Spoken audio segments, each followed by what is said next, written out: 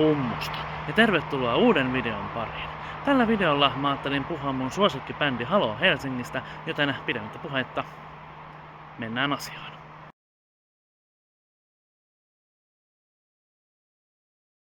Halo Helsinki on suomalainen pop-rock-bändi, jonka perustivat kitaristit Jere Marttila ja Leo Hakanen Suutarilan ala-asteella vuonna 2006. Poikien ollessa yläasteella bändiin rekrytoitiin mukaan myös koulun paras rumpali Jukka Soldaan. Myöhemmin samana syksynä yhtyeen tuleva manageri Kissamat Rosk, Peter Koklyutskin, löysi mukaan vielä laulaja-basisti Elli Mitä vittua, väärä kuva? No niin, kiitos.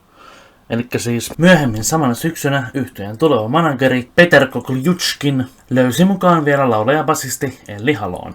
Perustamisensa jälkeen bändi on tehnyt yli 900 keikkaa, julkaissut 8 levyn verran musiikkia ja olivathan he mukana siinä Mielinauha-kampanjassakin. Itse tutustuin Halo Helsingin musiikkiin ala-asteella, kun lauloimme musiikin tunnilla heidän hittikappalettaan Maailman toisella puolen. You know, sitä biisiä missä lauletaan, että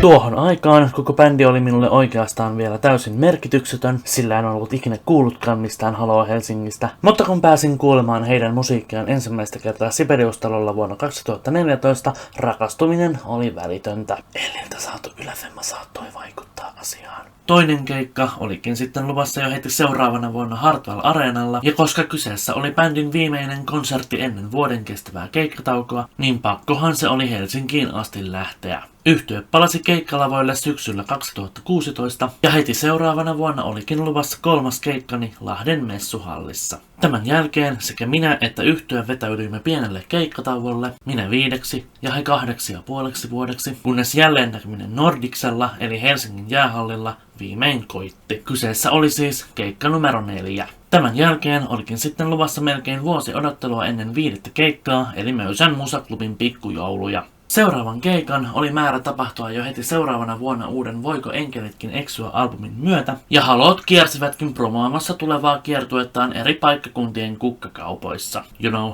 koska niinku Gardenia ja silleen. Kiertuetta jouduttiin kuitenkin siirtämään, sillä vuoden 2025 lopussa Elli ilmoitti odottavansa lasta. Kun Baby, jota ei muuten räjäytetty tässä, oli saatettu maailmaan alkuvuodesta 2026, saattoi kiertueen viimein alkaa. 6. keikka soitettiin jälleen kerran Lahden messuhallissa. Seuraava keikka olikin sitten jo parin kuukauden kuluttua Mukkulan tapahtumapuistossa järjestettävillä kesämössä 2026 festareilla, jossa näin Halo Helsingin livenä jo 7. kerran. Mikäli tähdet ovat kohdillaan, ja äiti muistaa ostaa liput, on tänä vuonna luvassa vielä 8. keikka Tuuloksen Kapakanmäellä, eli sitä odotellessa. Lopuksi lähdemme vielä aikamatkalle vuoteen 2019. Aloitetaanpa. Kuten videon alussa kerroin, olen ollut Halo Helsinki-fani vuodesta 2014 alkaen, ja pitkäaikainen haaveeni olikin jonain päivänä päästä tapaamaan yhtyeen laulajabasisti Elli. Ajatus tuntui pitkään melko lailla mahdottomalta, kunnes erään diabetespolikäynnin aikana hoitaja huomasi päässäni olevan Halo Helsinki-pipon ja kysyi, pidänkö bändin musiikista. Vastasin myöntävästi, jolloin hoitaja kertoi, että hänen tyttärensä on Ellin hyvä ystävä. Näytin kuvan Elliä esittävästä maalauksestani ja kerroin kesällä järjestettävästä Kaarsilta Biennaale taidenäyttelystä, joka nykyisin tunnetaan Kaarsilta Triennaalena, jossa kyseinen teos olisi esillä.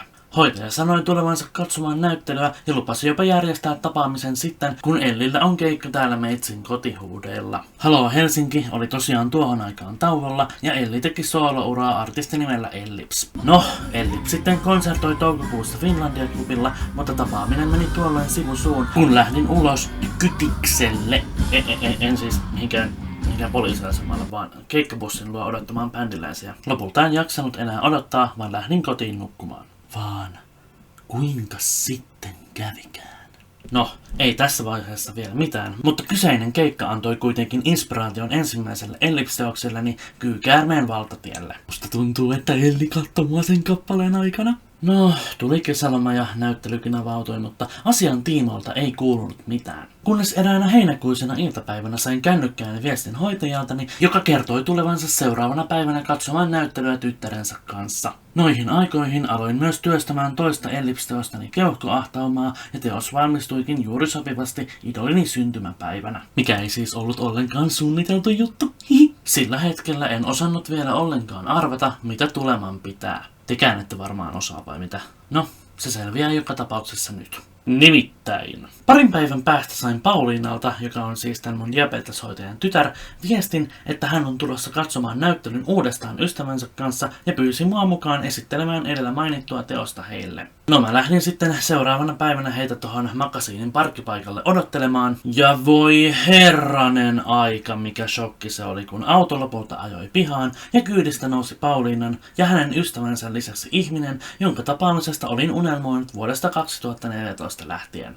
Elli Haloo. Kyllä siinä kuulkaa meni vähän pasmat sekasin. Tuon ihanan puolituntisen aikana kerroin Ellille, miten olin alkanut fanittaa Haloo Helsinkiä ja että pelkäsin julmetusti kokeile minua kappaleen musiikkivideota. Elli puolestaan tiedusteli suosikkibiisejäni HH:n ja Ellipsin tuotannosta, kysymys johon en muuten vieläkään osaa vastata, ja vertasi opinahjoani Tylypahkan noitien ja velhojen kouluun. Hän sanoi myös, että voisi itsekin hakea opiskelemaan kuvislinjalle, sillä ei kuulemma osaa piirtää muuta kuin silmiä. Fakta, jolle hihittelen edelleen itsekseni. Myöhemmin samana päivänä sain Pauliinalta videon. Kiitos vielä. Kiitos, oli ihana tavata.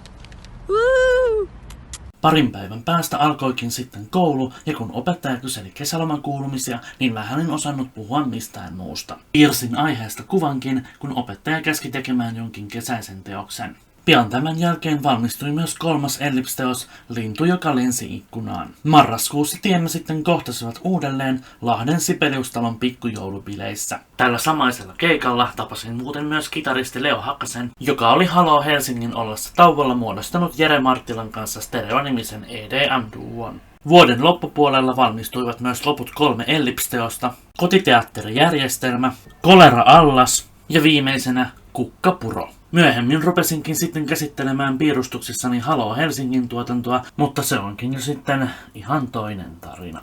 Alright. Tää video oli tässä. Jätä tykkäys ja tilaa kanavan tosta alta. Jön kuittaa, moro!